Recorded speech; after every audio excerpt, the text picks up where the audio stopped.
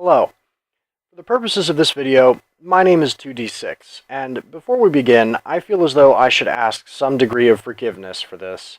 It was never my intent to make this video, nor was I ever interested in throwing my hat into the ring as far as being a literal voice in the crowd is concerned.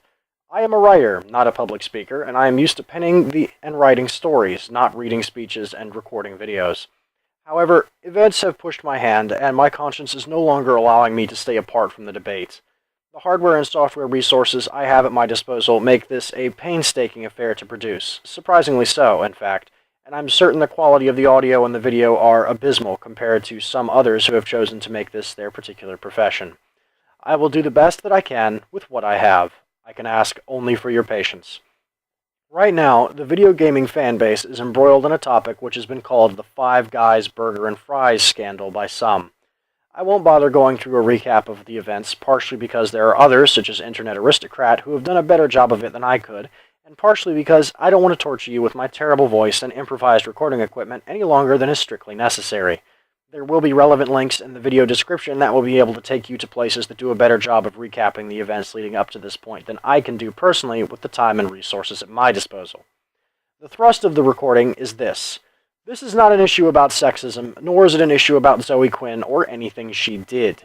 This is an issue about journalistic integrity and the position self-proclaimed gaming journalists have taken for themselves in the industry. The fact of the matter is, this isn't really about Mrs. Quinn, nor is it really about what she did. Rather, the anger and divisiveness is coming from the fact that this happened at all. Whether Zoe was faithful to her boyfriend or slept around with other people is an issue for the two of them to deal with, not a public one. And whether or not Zoe is a good or a bad person, objectively, is ultimately a non-issue. As much as I'm sure she would like to continue to make this about her, as it allows her to continue to generate buzz around herself and garner donations to her Patreon, she is ultimately not the issue that needs to be discussed here. What we need to talk about are places like Kotaku, Rock Paper Shotgun, and Giant Bomb. Places that claim to maintain accepted journalistic standards. Places that get angry when they are referred to as bloggers because they maintain that they hold themselves to a higher and more professional reporting standard than that. When confronted with concerns that were being raised about their conduct as journalists and how it related to the events surrounding Zoe Quinn, what did they choose to do? Did they decide to address these concerns or do a harsh internal review of the reporters and writers involved? Did they decide to acknowledge the concern and say they would look into these various serious allegations without delay? No. They did none of these things. What they did was damage control. They stifled all discussion about the issue. People were banned from bringing it up. Comments referencing this were deleted, and writers on those sites were not allowed to talk about it. The websites that claimed to be professional news outlets engaged in a spree of literal censorship to try and hide the fact that some of their writers had exchanged sexual favors for good reviews and positive feedback, or at the very least, were extremely close personal friends with some of the people they were reporting on and recommending. According to Stephen Totilo, the editor-in-chief for Kotaku, quote, "My standard has long been this. Reporters who are in any way close to the people they may report on should recuse themselves." End quote. The definition of recuse is to disqualify or seek to disqualify from participation in a decision on such grounds as being prejudiced or having personal involvement. What this means is that any journalist with integrity should voluntarily refuse to comment on or provide information about a subject in which they would possess a personal bias. For example, a journalist or writer for a large newspaper should recuse themselves from writing a story about a high-profile murderer if one of their relatives was among the victims.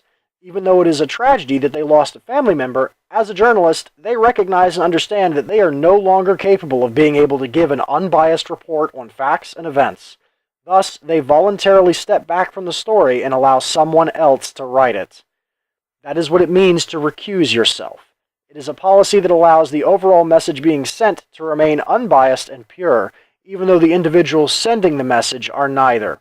That is real professional journalism. That is what it is. People who all desire to transmit the news, uncensored and unbiased, who work together in a group to collectively ensure that the whole of the body of work that is their communication to the world is greater than the mere sum of its parts. According to the mission statement and public dialogue by Kotaku and other gaming journalist websites, this is the standard to which they try and hold themselves. This is also the standard that they have completely ignored. They have engaged in cronyism, yellow journalism, and open censorship campaigns to silence people who would try and hold them accountable for their actions. They have adopted a political ideology as their guiding principle, that of the condescending postmodern feminist social justice warrior, which is in direct violation of the most basic and universal journalistic standards of them all, to remain removed and objective at all times. Even now, with the word finally being out and their attempts at keeping a lid on the situation gone, they choose to attack their reader base with clickbait articles calling gamers a dying breed and posting that games should no longer be made for gamers, instead of addressing the real issues at stake. Instead of defense, or even self-reflection, they have chosen to lash out with petty words and condescending attack rhetoric, and they must be held accountable for this. Five Guys Burger and Fries is not the story of how one girl with low standards cheated on her boyfriend for her own personal fame and profit. It is a story of journalistic corruption at the self-titled highest halls of so-called gaming journalism. It is a story about a bunch of bloggers trying to sell their nonsensical garbage as real journalism.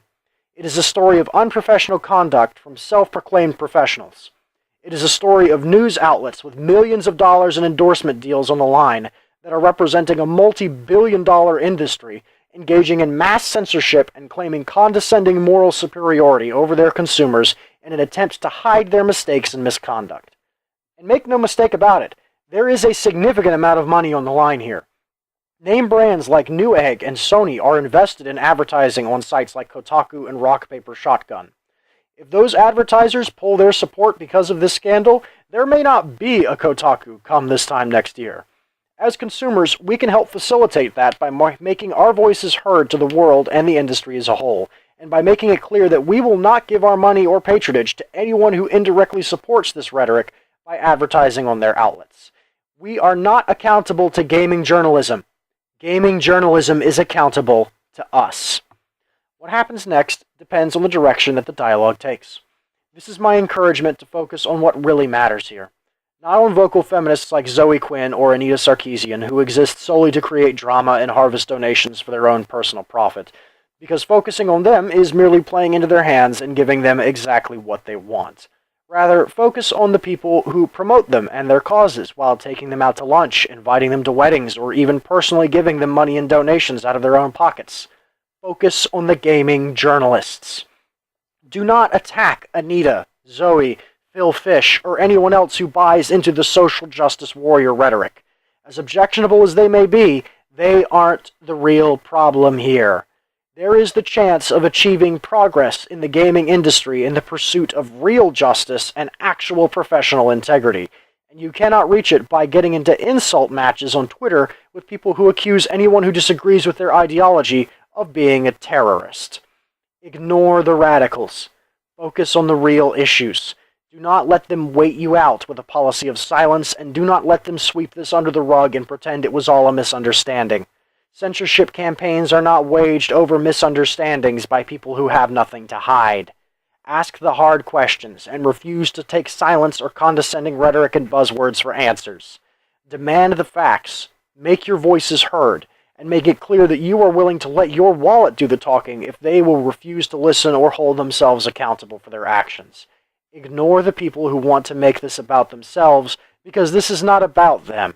It is about holding the corrupt accountable. Thank you for your time, and thank you for putting up with my terrible, abysmal recording. Again, I apologize for the quality of this audio, but I have neither the software nor the hardware to produce a quality audio product, and this is honestly the best I could do. Please reference the information links in the video description for more information about the events that are taking place. And remember, only you can make your voice heard.